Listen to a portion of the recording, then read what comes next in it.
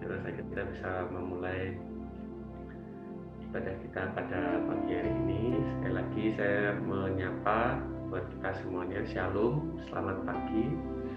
Kiranya Bapak, Ibu, dan Saudara kita sekalian dalam keadaan sehat, dan hari ini menjadi hari yang baru Tuhan berikan atas kehidupan kita. Saya dan saudara perlu bersyukur, menikmati penyertaan dan pemeliharaan Tuhan ya. Dalam segala apapun yang saya dan saudara rasakan, kita meyakini bahwa Tuhan Yesus baik, Tuhan Yesus berkuasa, dan Tuhan Yesus selalu menyertai kehidupan kita.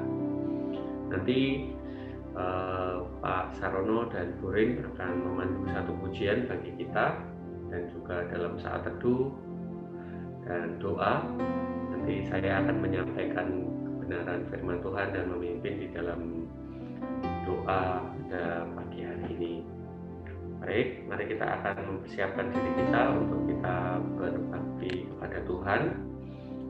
Waktu dan layar saya persilahkan kepada Pak Sarono untuk memimpin kita. Baik, kita akan mengambil satu kita kepada Tuhan, menyerahkan setiap kehidupan kita, mengucap syukur kepada Tuhan atas setiap berkat dan lawatan. Terima kasih.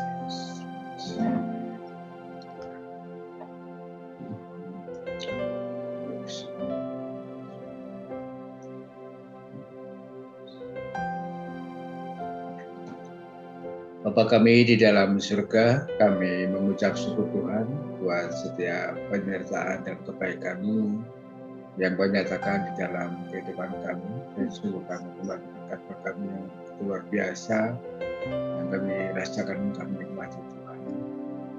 Kami bersyukur pada pagi hari ini Tuhan berikan kesempatan kembali pada kami untuk bersama-sama bersekutu, untuk datang kepada Tuhan, menyembah, belajar firman-Mu dan menaikkan setiap sifat kami. Mari Bapa Tuhan, Kau urapi kami, berkati kami, mampukan kami untuk kami boleh belajar bersama-sama akan kebenaran firman-Mu. Dan kami serahkan pada doa pagi hari ini Tuhan sepenuhnya ke dalam tangan kuasa-Mu, karya Tuhan yang menyertai dan memberkati kami. Terima kasih Bapa, kami menyerahkan hidup kami sepenuhnya ke dalam tangan kuasa-Mu. Di dalam nama Tuhan kami Yesus Kristus kami berdoa dan kami mengucap syukur. Amin. Kita naikkan satu pujian El Shaddai.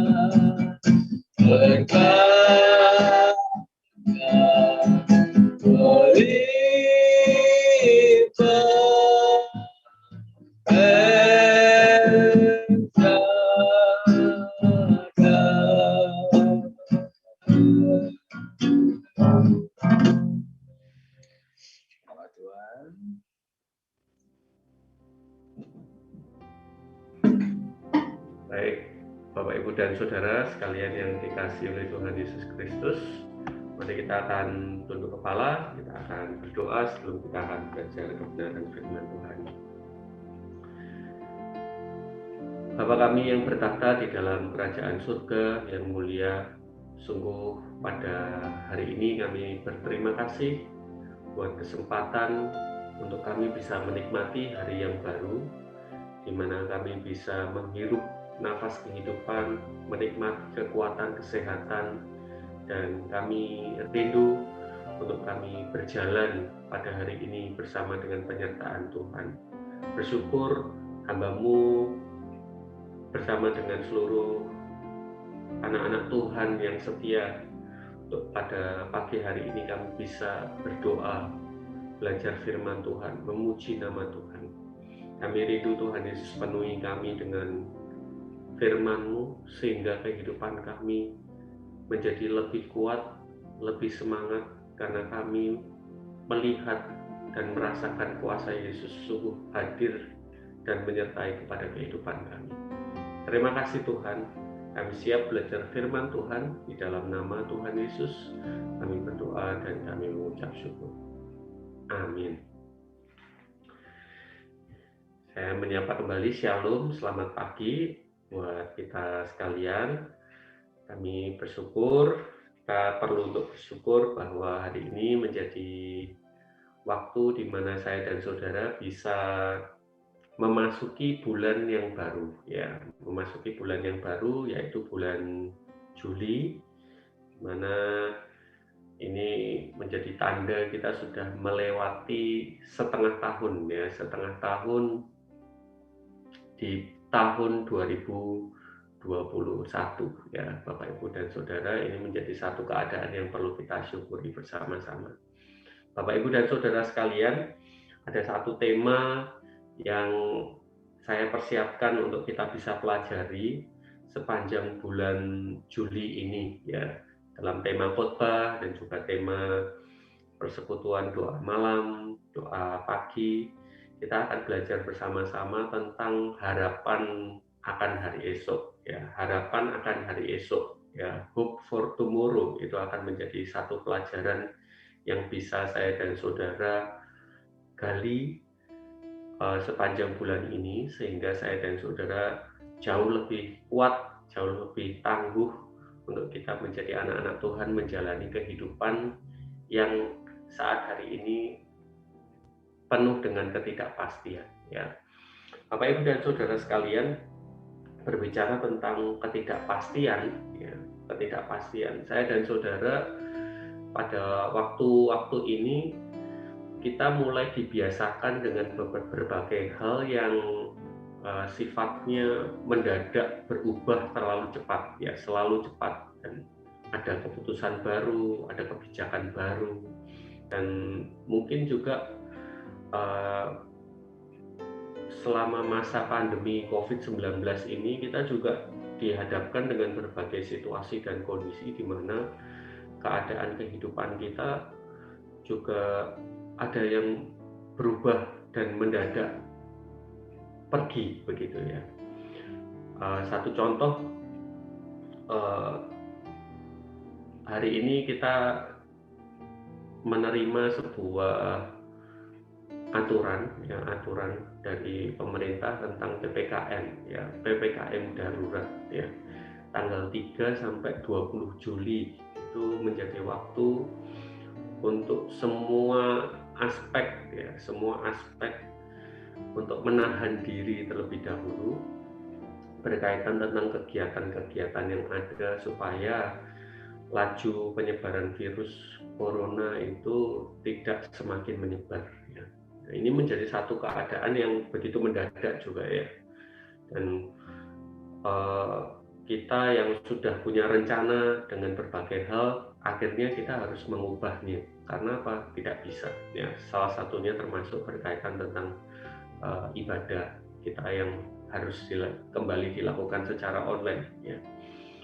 Dan kemudian ada hal yang lain lagi, ya, ada hal-hal yang lain lagi. Beberapa hari ini saya mendengar dan juga melihat dan mengetahui ada banyak sekali orang yang meninggal dunia karena COVID-19 dari kalangan orang-orang yang saya ketahui, ya, paling tidak keluarga dekatnya, ya, ibunya atau bapaknya, banyak sekali, ya. Itu menjadi satu keadaan, ya, bahwa situasi pada saat ini penuh dengan ketidakpastian, dan situasi pada saat ini bisa menghadirkan suatu keadaan yang mengejutkan. Jadi satu hal yang bisa saja, ya, kita tidak rencanakan, kita tidak inginkan itu terjadi, hadir dalam kehidupan kita. Nah, Bapak Ibu dan saudara sekalian yang dikasihi oleh Tuhan Yesus Kristus,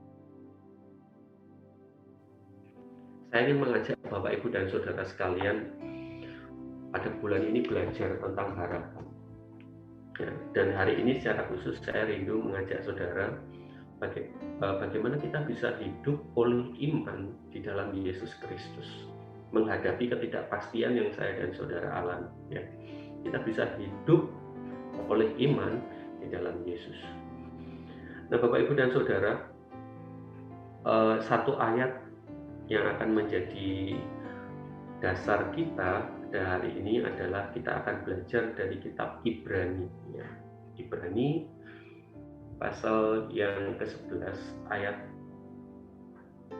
1 sampai 3, ya. Ibrani pasal 11 ayat 1 sampai 3. Ini adalah nats yang sangat terkenal sekali berkaitan tentang iman, ya. Ibrani pasal 11 ayat 1 sampai 3. Mari kita akan baca ayat ini bersama dari tempat kita masing-masing, ya. Ibrani pasal 11 ayat 1 sampai 3. 1, 2, 3. Iman adalah dasar dari segala sesuatu yang kita harapkan dan bukti dari segala sesuatu yang tidak kita lihat. Sebab oleh imanlah telah diberikan kesaksian kepada nenek moyang kita. Karena iman kita mengerti bahwa alam semesta dijadikan oleh firman Allah, sehingga apa yang kita lihat telah terjadi dari apa yang tidak dapat kita lihat. Nah, Bapak, Ibu, dan Saudara sekalian yang dikasihi oleh Tuhan Yesus Kristus, dari ayat yang pertama sampai yang ketiga ini kita akan belajar bersama-sama apa itu iman dan bagaimana iman ini dapat bekerja, menolong dan memampukan kita untuk melewati kehidupan yang penuh dengan ketidakpastian. Bapak, Ibu, dan Saudara sekalian, kalau berbicara tentang hal yang tidak kita lihat, mungkin saya dan saudara bisa berada dalam satu keadaan bisa percaya atau tidak percaya, ya. Bisa meyakini atau tidak meyakini, ya. Berkaitan tentang sesuatu hal yang belum kelihatan itu mungkin menjadi hal yang agak sulit untuk kita bisa meyakininya 100%, ya. Mungkin tidak kelihatan, ya. Hal yang belum kelihatan, hal yang belum terjadi, bagaimana kita bisa meyakininya, ya. Tetapi ketika saya dan saudara hidup sebagai orang-orang percaya, ada satu keadaan di mana saya dan saudara akan menjadikan dasar tersebut, ya, hal yang tidak kita lihat tersebut menjadi sebuah kekuatan yang jauh lebih besar dari apa yang saya dan saudara lihat, ya. Ini sebenarnya sangat mustahil, ya, sangat mustahil. Hal yang belum kita lihat, hal yang belum kita rasakan, kok bisa menjadi sebuah kekuatan yang jauh lebih besar dari keadaan yang kita lihat sekarang. Nah, Bapak, Ibu, dan Saudara sekalian, kalau kita melihat dari ayat demi ayat, ya, iman adalah dasar dari segala sesuatu yang kita harapkan dan bukti dari segala sesuatu yang tidak kita lihat. Sebab oleh imanlah telah diberikan kesaksian kepada nenek moyang kita.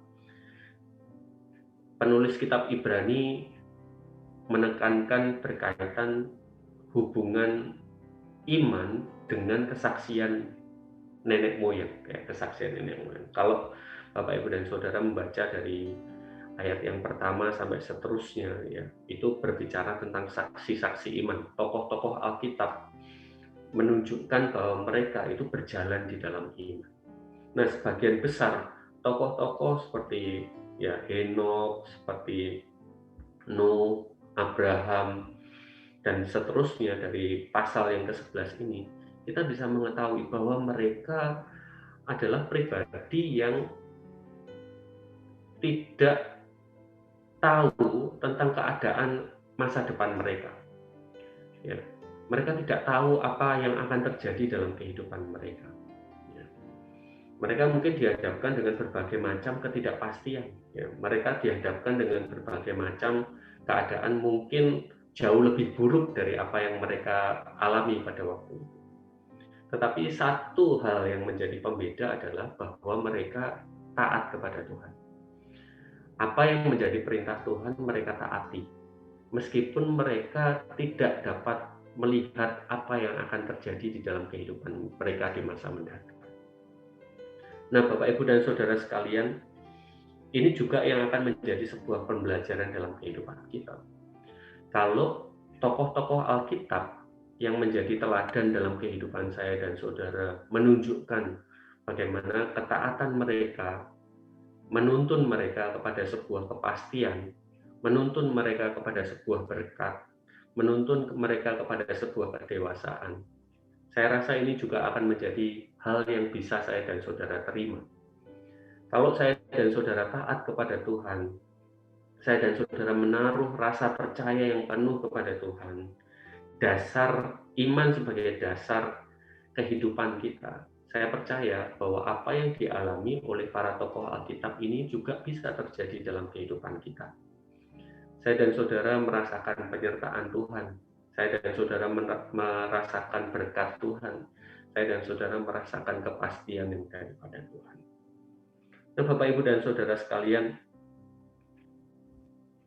kita melihat sebuah gambaran begini. Sering kalau saya dan saudara dihadapkan dengan ketidakpastian, kita ini menjadi orang yang sulit mengambil keputusan, ya, dalam hal apapun itu. Ya, mengambil keputusan dalam hal, hal pekerjaan atau hal keluarga, hal sehari-hari, dan bahkan juga hal berkaitan tentang kerohanian kita. Kita menjadi sulit untuk mengambil keputusan. Tetapi satu keadaan yang perlu saya dan saudara lakukan adalah seperti ini. Bayangkan ya. Ada sebuah jembatan, ya, jembatan ini berkabut, ya. Jembatan ini berkabut. Kalau jembatan berkabut berarti kita bisa melihat jalannya atau tidak? Kita tidak bisa melihat, bahkan kita tidak bisa melihat jembatan tersebut karena jembatan tersebut adalah dalam situasi berkabut. Dan ketika kita berada di dalam mau melewati jembatan tersebut, ya, satu ujung di sini ada jembatan dan kemudian tempat yang lain, ya. Bagaimana kita bisa berjalan, ya, berjalan menyusuri jembatan yang penuh dengan kabut ini, dan kita bisa sampai kepada ujung jembatan atau tempat yang lain, ya. Kehidupan iman itu seperti itu, Bapak, Ibu, dan saudara sekalian. Jembatan ini menjadi satu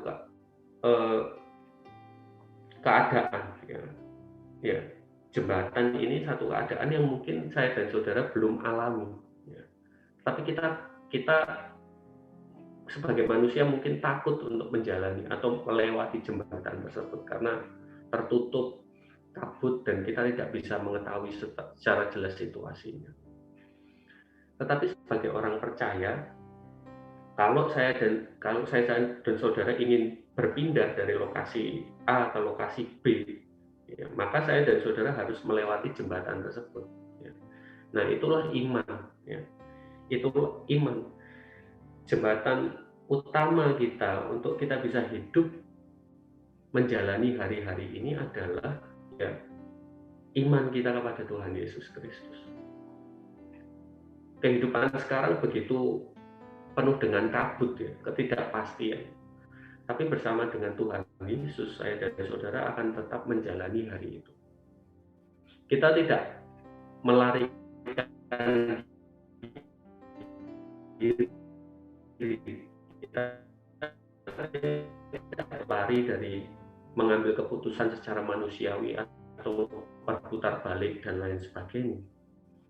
Tetapi kita akan tetap melalui jembatan tersebut, meskipun dipenuhi dengan kabut, meskipun dipenuhi dengan ketidakpastian, karena saya dan saudara beriman kepada Tuhan Yesus Kristus. Sehingga kehidupan kita bisa berpindah, ya, berpindah dari tempat satu ke tempat yang lainnya, ya. Jadi katakanlah demikian, kalau saya dan saudara sekarang merasa bahwa kehidupan kita tidak pasti, ya, tetapi kemudian kita tidak mau bergerak karena khawatir dan lain sebagainya, maka saudara akan jalan di tempat. Saudara juga akan tidak mengalami satu progres pertumbuhan. Saudara tidak akan berani menghadapi permasalahan-permasalahan tersebut. Tetapi ketika saudara berani mengambil keputusan, maka yang terjadi saudara akan berpindah, ya. Saudara akan merasakan bagaimana ketidakpastian tersebut saudara jalani, dan saudara akan mendapatkan satu keadaan di mana penyertaan Tuhan hadir dalam kehidupan saudara. Nah, Bapak, Ibu, dan saudara sekalian yang dikasihi oleh Tuhan Yesus Kristus, pelajaran hari ini kiranya menolong kepada kehidupan saya dan saudaranya, bahwa waktu-waktu ini saya dan saudara dihadapkan dengan berbagai macam ketidakpastian. Tetapi iman saya dan saudara kepada Yesus Kristuslah, ya, yang akan menolong kita untuk kita bisa menjalani kehidupan. Saya mengajak saudara jangan takut. Jangan takut dan berjalanlah dengan berani karena hikmat Tuhan menyertai saudara. Jangan saudara menjadi gentar, jangan saudara menjadi lemah karena berbagai situasi yang sulit, baik itu dari aspek kesehatan, dari aspek pekerjaan, aspek sekolah kita, pendidikan kita, atau bahkan pelayanan kita. Jangan menjadi takut, menjadi gentar, tetapi berjalanlah dengan berani bersama dengan hikmat Tuhan. Saya percaya bahwa ketika hikmat Tuhan ada dalam kehidupan kita, saya dan saudara akan dimampukan untuk mengambil keputusan-keputusan yang baik, ya. Keputusan-keputusan yang bijaksana, keputusan-keputusan yang menghadirkan damai sejahtera, bukan keputusan yang semakin menjatuhkan kita, tetapi keputusan-keputusan yang akan menghadirkan sukacita, damai sejahtera dalam kehidupan kita. Kiranya renungan ini menguatkan kita sekalian, tetap semangat, kita song-song bulan Juli dengan sukacita, damai sejahtera, meskipun bulan ini ada berbagai macam tantangan, ada berbagai macam kesulitan, tapi berjalanlah bersama dengan Tuhan Yesus, ya. Di dalam Tuhan kita pasti akan kuat. Puji nama Tuhan. Mari kita akan tunduk kepala, kita akan berdoa bersama-sama.